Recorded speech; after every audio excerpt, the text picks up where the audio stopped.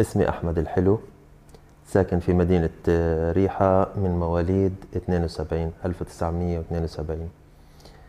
في الانتفاضة الأولى انسجنت، دخلت السجن الإسرائيلي لمدة 7 شهور، عشان سوينا أو كنا نسوي أعلام فلسطينية ونعلقها على الحيطان، على الجدران، على الأشجار.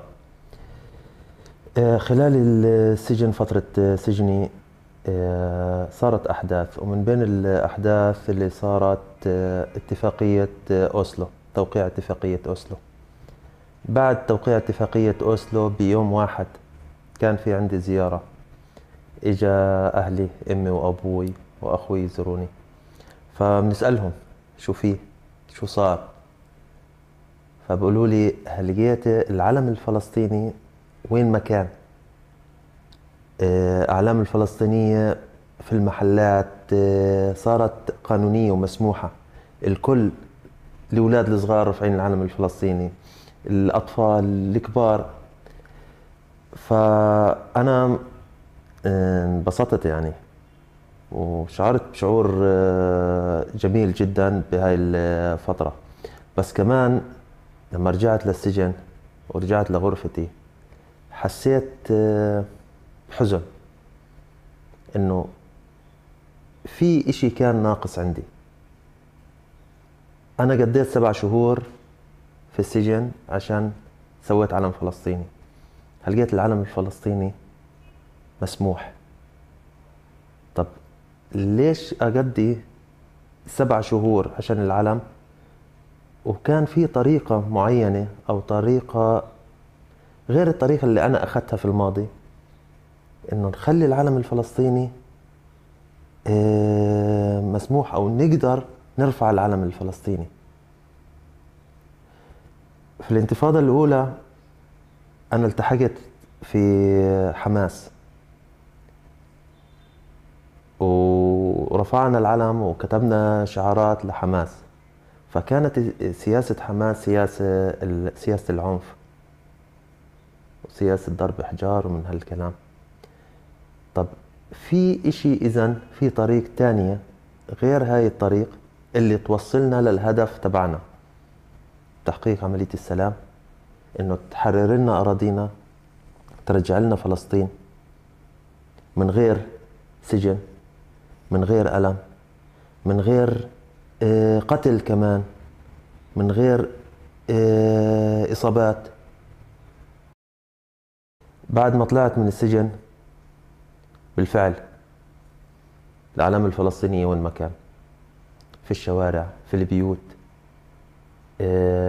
كانت مفاجأة إلي، وكان كتير شعور بالفخر، بالانبساط.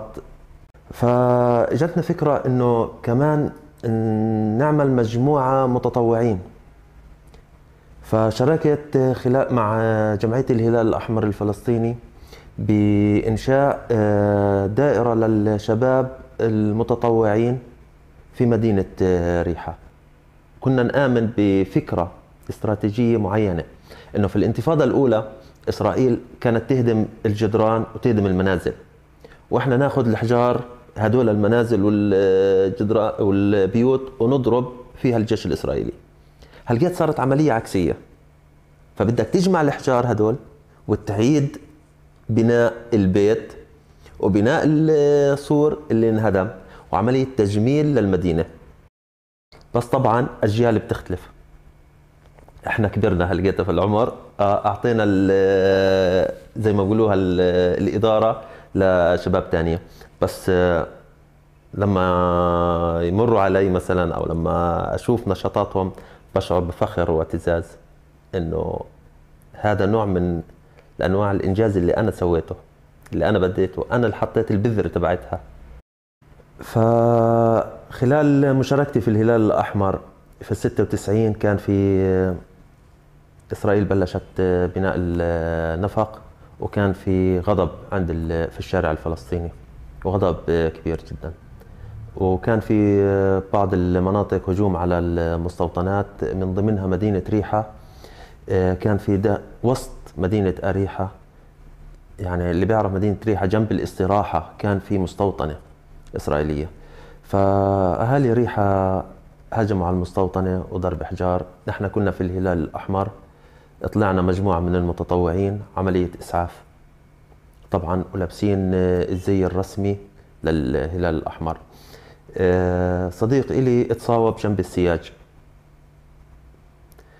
ما قدر حدا يروح له بسبب كثافة الرصاص من الجانب الإسرائيلي. أنا تطوعت ورحت على سبة أحمله، وصلت له، ولما حملته ورجعت أنا وياه دبينا على الأرض. أنا استغربت ليش اندبيت، حاولت أقوم ما عرفتش، الشباب اللي حوالي صار يصرخوا مصاب مصاب، عرفت إني كمان أنا مصاب. أخذونا على المستشفى 3 أيام في غيبوبة. بعد ما صحيت من الغيبوبة نفس العملية. يعني ضليت محافظ على فكرتي وعلى مبادئي وعلى أهدافي. فأنا هون بوجه نداء أو سؤال للطرفين، الشعب الفلسطيني والشعب الإسرائيلي، إنه أول إشي بحكي لهم كفاية دم، كفاية قتل، كفاية معاناة للطرفين.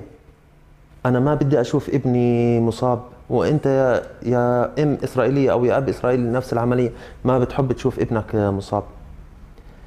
السؤال الثاني أو الطلب الثاني، إنه في طرق ثانية غير طرق العنف وغير طرق ردة الفعل من الطرفين، نقدر نوصل لسلام، وبنقدر نوصل.